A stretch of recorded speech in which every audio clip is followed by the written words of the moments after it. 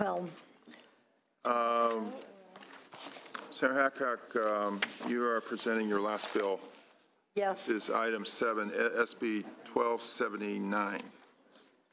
yes. And I do want to, again, thank the committee for its thoughtful questions and the very constructive discussion that we had on the last bill, and thank the committee consultants and the chair for their work in paring down these bills and focusing these bills very tightly. SB 1279 makes clear, it picks up on a more general statewide set of issues. It makes clear that state funds are not to be invested in coal export facilities located in or adjacent to disadvantaged communities. We know that California has been a leader in climate change. Using public funds to help finance the development of coal export terminals undermines everything we as the legislature have done to reduce global warming in the past decade. In 2006, as I said before, I'll just go over this quickly again, SB 1368, Parada, was the driving force between the phase out of coal in California's public utilities. And we don't wheel it in generally from out of state, and we don't make contracts with coal-fired power plants. In 2012, Assembly Joint Resolution 35 cited significant health risks associated with the transfer of burning of coal and urged Congress to restrict the export of coal to countries without regulations at least as strict as those in the United States. And then again last year, the legislature passed and the governor signed SB 185, directing CalPERS and CalSTRS to divest their portfolios from coal. Members, it is just a contradiction to divest our public money and call on others to divest, and then turn around and invest our public money, our taxpayers' money, to set up new coal export facilities. When the proposed the proposal to ship coal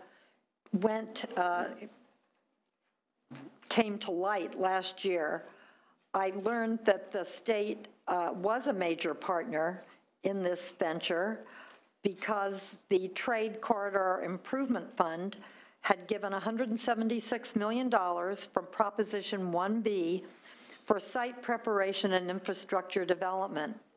The initial grant proposal given to the California Transportation Commission did not mention the potential for coal, nor did anyone notify the CTC that the project had changed and become a coal export terminal.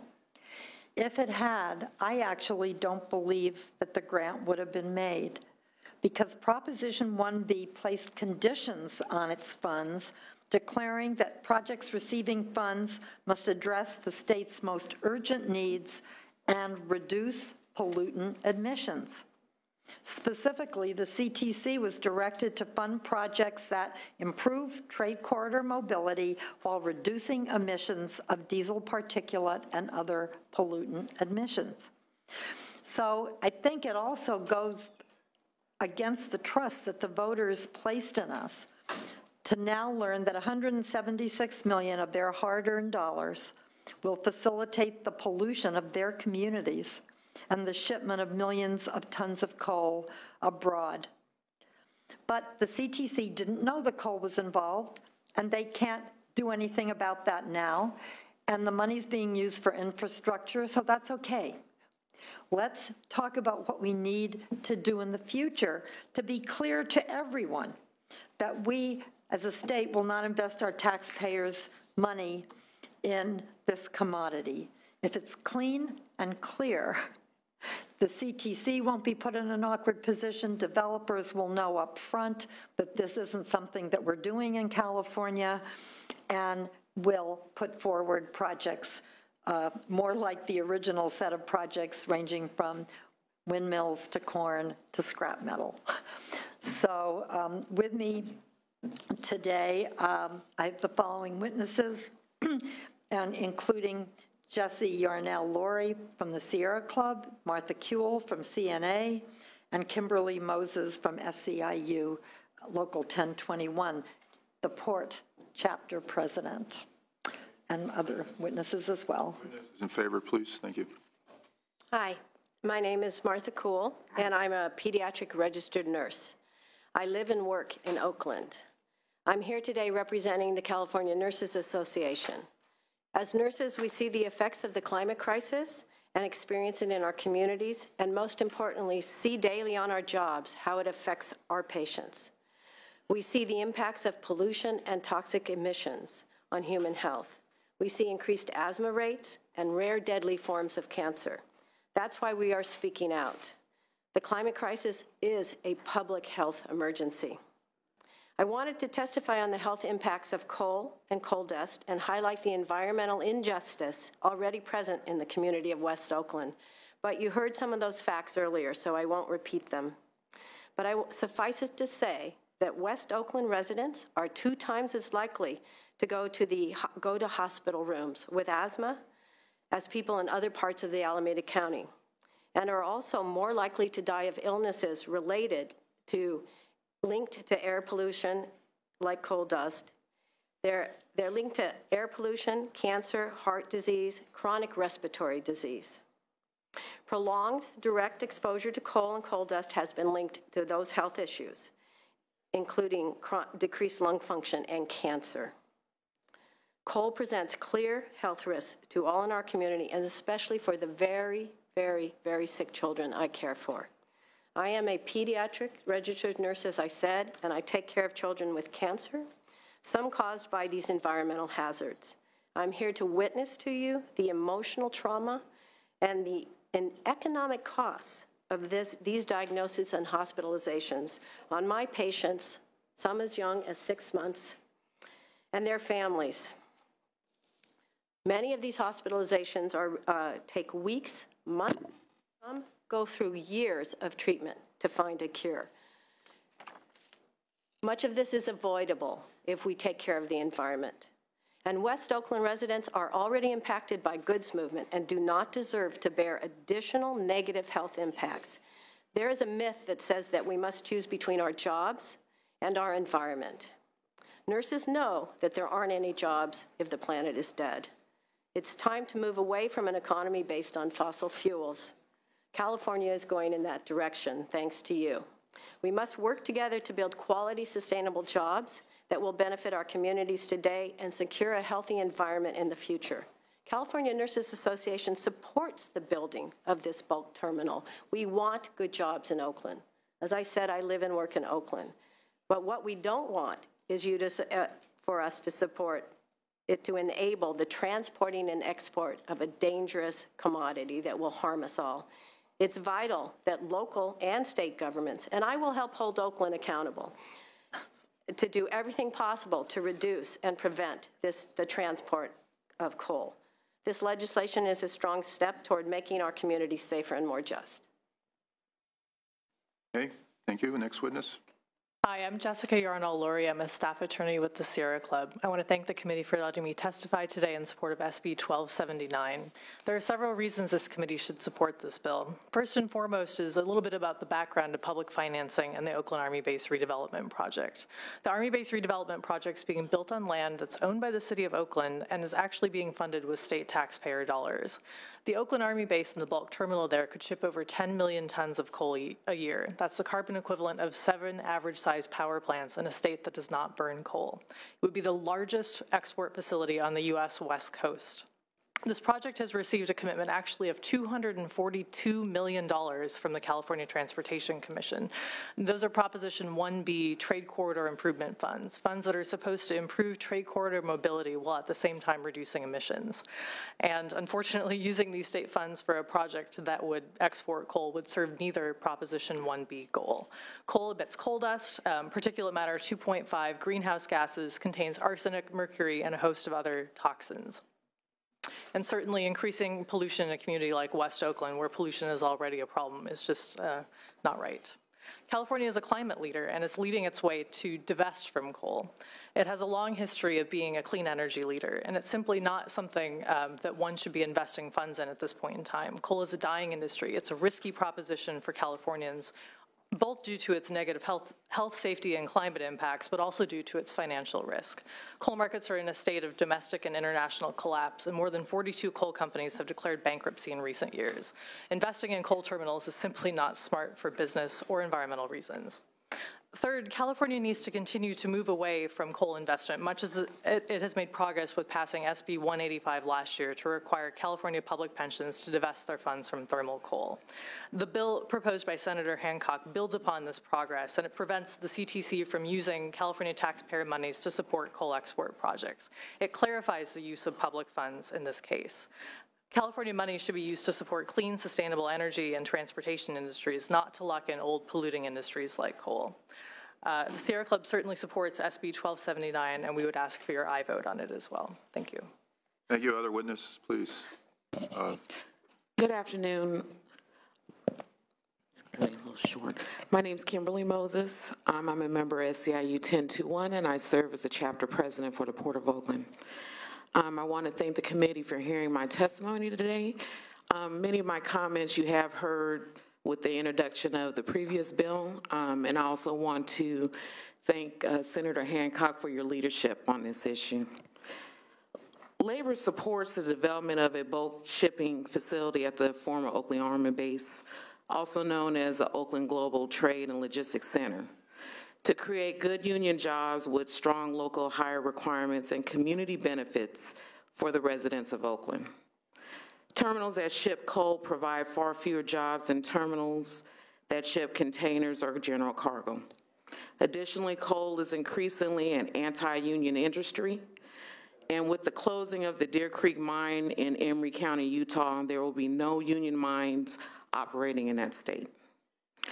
In 2014, the Port Commission unanimously voted to reject proposals to build a new coal and petroleum coke export facility out of the Howard Terminal, citing environmental problems, public health hazards, economic pitfalls, and public opposition to the project. The Port of Oakland, in partnership with community organizations, managed the Maritime Air Quality Improvement Plan, focused on improving air quality around port operations and the surrounding community that is West Oakland. Having a coal exporting operation on an adjacent property where coal is stored and ultimately shipped through the Port of Oakland presents a clear health risk to workers and a community that's already impacted. Support for SB 1279, as well as the series of bills related to coal, will improve the accountability and stewardship of the use of taxpayer funds and public land. Such development should benefit workers, community, and not have a negative impact on the environment. Thank you. Thank you. Next witness, could we maybe be a little more brief? Thank you. Okay, I'll be as quick as I can. I won't even reintroduce myself, except I'm Dr. Ostro. There was a very relevant question earlier about what are the relevant impacts for the state? Why should the state be worried about these issues?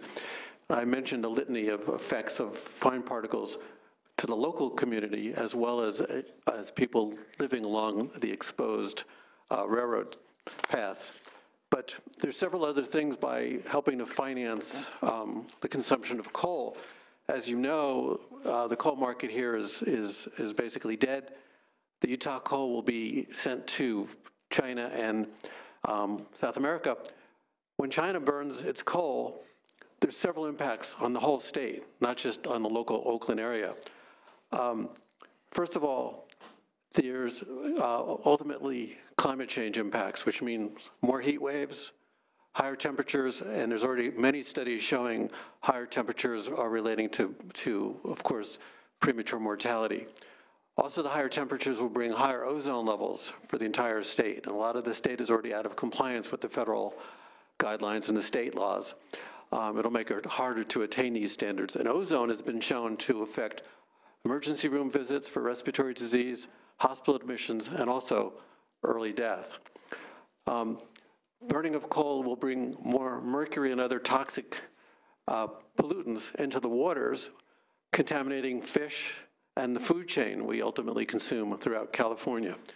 And finally, the drift of coal combustion from China affects the whole western United States. The studies indicate right now that about 10% of our fine particles come from Chinese combustion. So we're actually exacerbating our fine particle problem. For those of you who represent areas in San Joaquin Valley, you're now exposed to the highest levels of fine particles, among the highest levels in the country.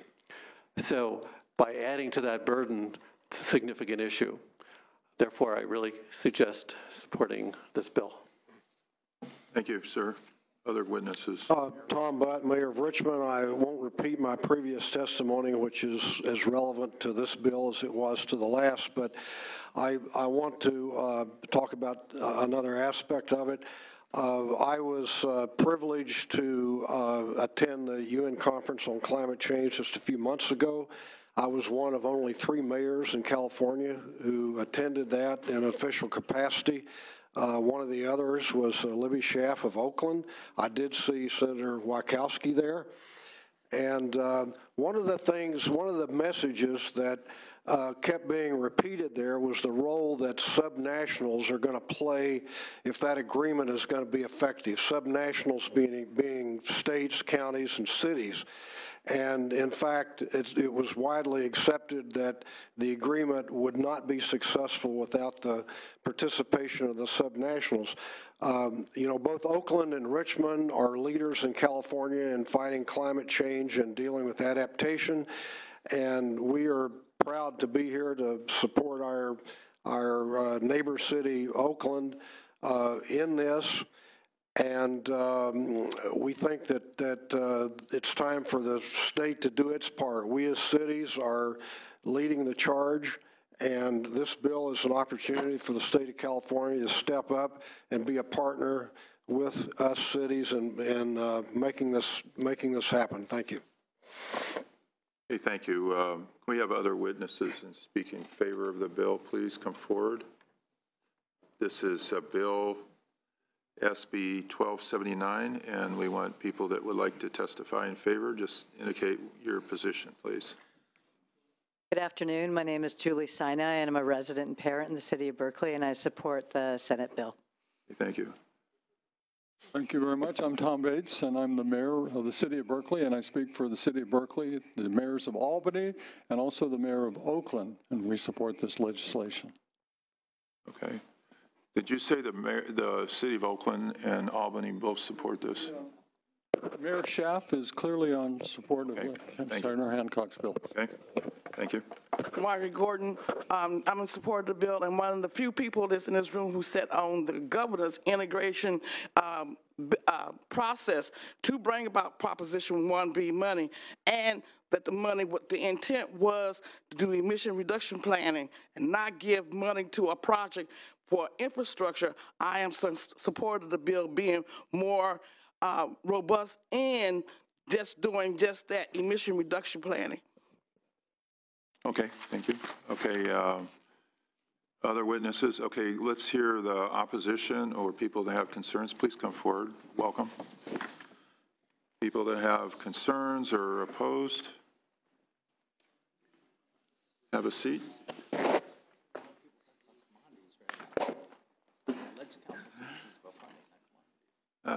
Yes.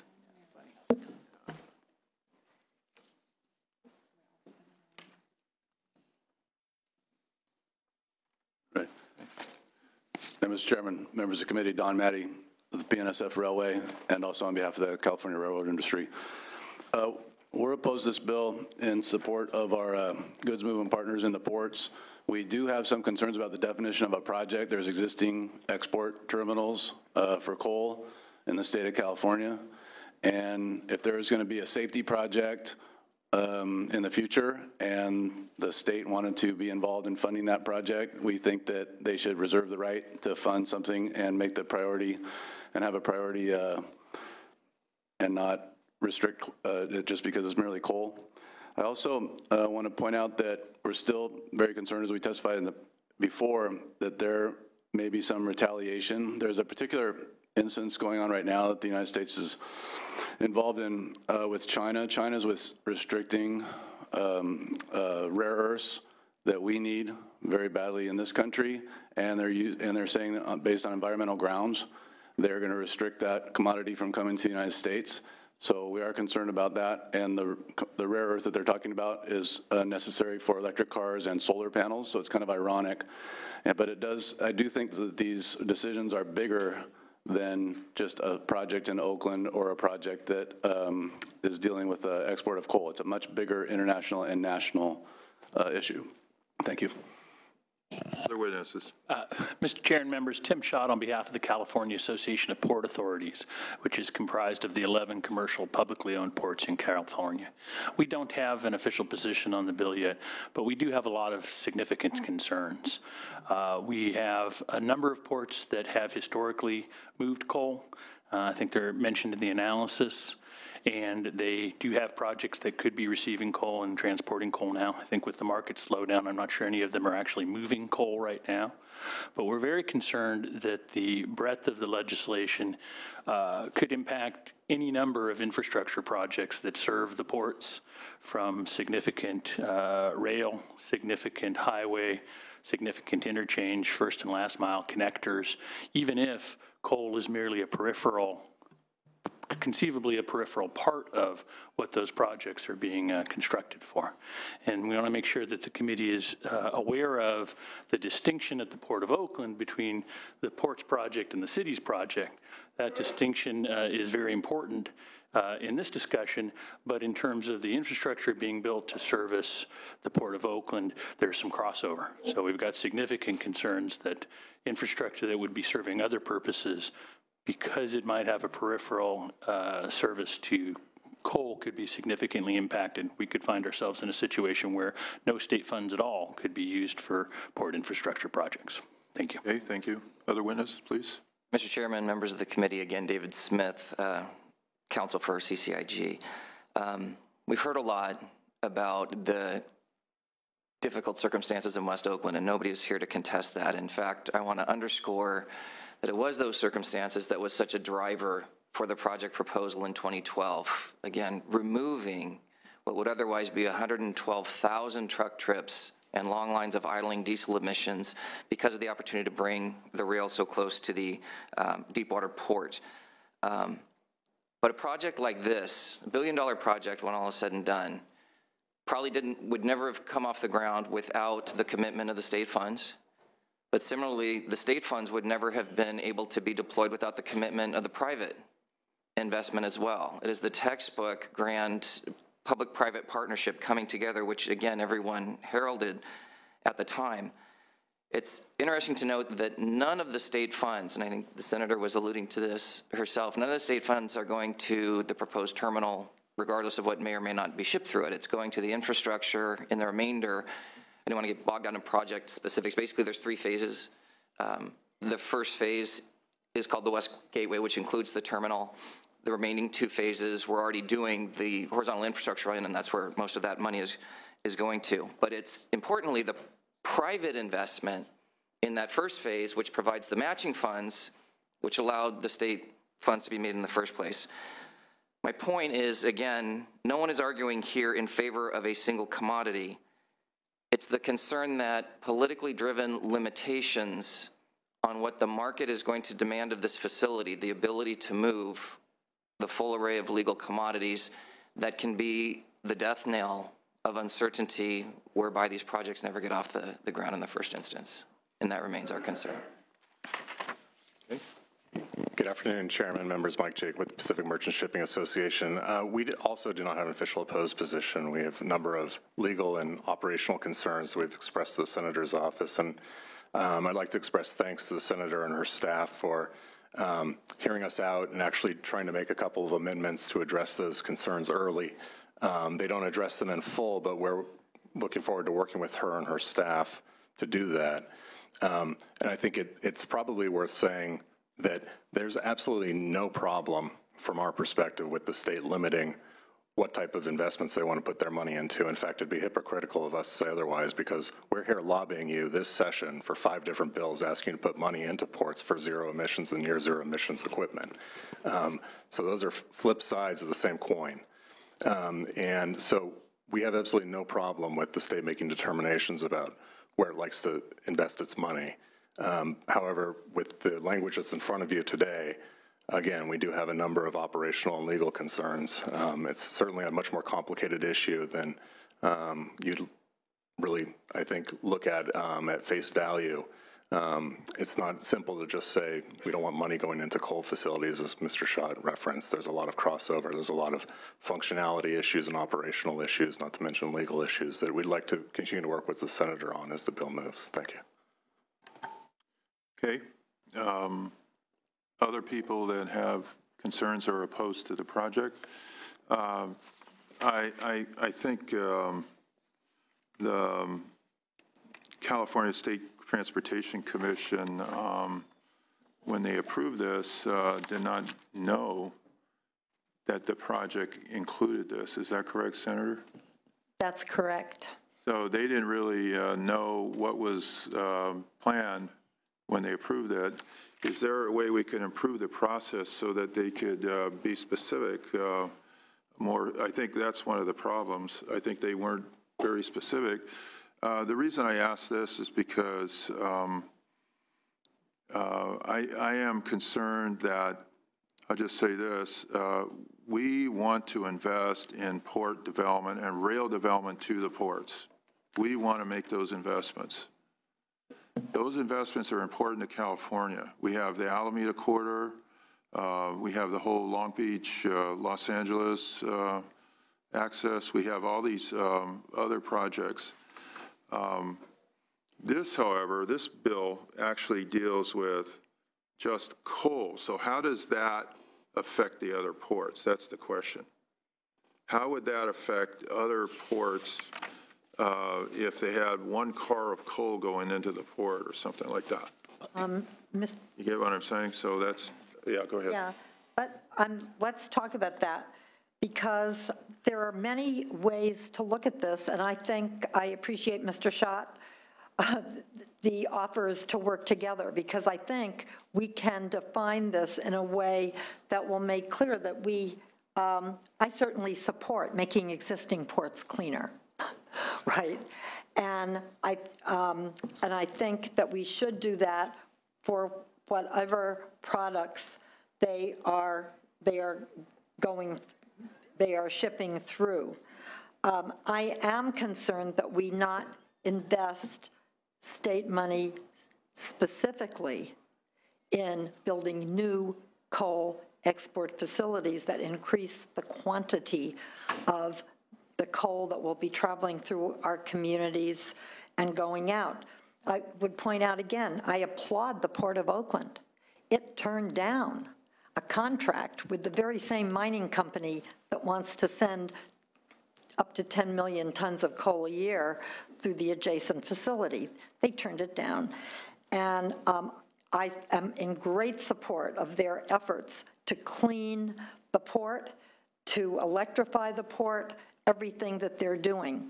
And none of that is related to coal. It's related to good port development. And if we need to be sure that if trains are on adjacent tracks or using the same tracks, they can still get state money for these other cleanup efforts, I think we can work that out. Okay. You have any comments on that? My question. Senator, appreciate the offer, and we look forward to working with you on this, and appreciate your staff's help in knowing that we wanted to come up and raise these concerns as well. Yeah. I think we're going to have a lot of federal funds also, but this bill does not affect those. The FAST funds for freight goods movement. The way I read the bill, it doesn't have. It doesn't deal with that because of the programming function, and I think I'm very excited about that. Actually, I'm really excited about us getting more money for our freight goods movement plan that we have. Yeah, but I think, as Senator Hancock said, that's not her intent. And I think that's some of the work that we need to do with the bill is really to frame what's the true intent and extent of the limitations that are placed on the investment. Because it's much more complicated than just saying you can't put anything into a port facility that exports coal. And it's critical to understand that the infrastructure that we're talking about building, the ports are making very, very significant efforts to try to facilitate as much on-dock rail as possible, get trucks off of the roads, and improve air quality by getting cargo directly onto rail. And the infrastructure we're talking about is not designated for coal. It's a rail line that needs an improvement. Same is true with highway and interchange projects. And like the Alameda Corridor. It is. And it's important to recognize that that's true with these lease agreements. The ports generally lease for long-term, 20, 30-year leases, and the leases are for a facility, not for the commodities that would be traveling through those facilities, and those are subject to market changes. So it is a concern that we look at the broader infrastructure concern. Senator Roth, you had some questions, or Senator McGuire also? I do. Thank you, Mr. Chair. We've continued to spend time talking about the City of Oakland, but this bill, as I read it, is not limited to the specific concerns in Oakland. And that causes me some concern. I'm not personally prepared to address the to export or not to export coal question today. And I will note that the Southern California ports, Long Beach and Los Angeles, are very, very important to the Southern California economy, including the economy in inland Southern California. And I'm concerned about the potential impact on those Southern California ports now or in the future without giving the locals the opportunity to first mitigate whatever issues are associated with the shipment of coal, again, now or in the future. So I'm going to have difficulty with this bill as it's presently drafted, Mr. Chair. Okay, Senator McGuire, please. Thank you so much, Mr. Chair. First of all, I want to say thank you to the Senator for all of her work, and I know she has been spending hours upon hours on this issue and has been reworking bills as well. Just a few items that I want to bring forward that I think are some challenges and want to be able to get to where I believe the Senator wants to be able to go, but I think it's just some challenges just on the CTC funding side. So number one, the biggest challenge is how it's broad. And I worry, for instance, if a main rail line coming in and out of a port that ships a variety of goods, and there's significant deferred maintenance, and we know there's billions of deferred maintenance, right, on the rail lines and or on state highway system, that CTC dollars could not be utilized to upgrade those tracks if there are pre-existing coal shipments on the tracks. I'm not here to debate the issue of coal because I think we need to be phasing it out. What I'm looking at is long-term investment on our crumbling infrastructure, particularly when it comes to rail. And rail's important. The cargo in which they carry is important, as we just discussed in the previous bill. But I think the bill in its current form is sweeping and allowing the Transportation Commission, giving some direction to the Transportation Commission. If it's about coal, then let's look at that. But I think the way it's drafted, I worry that the CTC would be challenged to interpret investment, which means they may back off investment. And so that's wondering if it needs a little bit of time, and I know we're facing some important deadlines. That's just the concern that I have, because we should not stifle investment on our rail lines, particularly when it comes into ports. And I think there is some definition challenges with the bill because it's broad, and not at all trying to throw stones, but just trying to talk it out. I appreciate that. And the bill, as you will notice, is extremely short. It is. It is it's not about this project, it's a moving forward bill. It's what do we do in the future? Obviously, when we divested our pension funds from coal, there were a lot of questions about, oh my goodness, what are we going to do? And what if we don't get various things? Sure. And I must say, I didn't anticipate some of these questions, but I will commit to you, this bill goes on to appropriations, right? That I will sit down with any of the interested members of this committee and with the opposition, and let's look at what the language needs to be to make clear that existing lines, existing facilities need to be made cleaner and repaired, and that is and that would certainly be within the intent of this bill. We can say to the extent consistent with federal law and then probably put in some more stuff, right? And do it. I have found over 13 and a half years in this legislature, if you can visualize and describe what you want, you can write it in legislative language. And I think that I see where you want to go, and I think we can get there. And I would just, ask for permission to move the bill forward. It's a work in progress. The chair could call it back at any time, or you could talk to the appropriations chair, who happens to represent the city of Long Beach, right? And we got a lot of appropriations committee members here. Oh, we do? Okay, well. Yeah, Leave and myself, and there's. Yeah. We're on both. Yeah, and I hear that. I think that,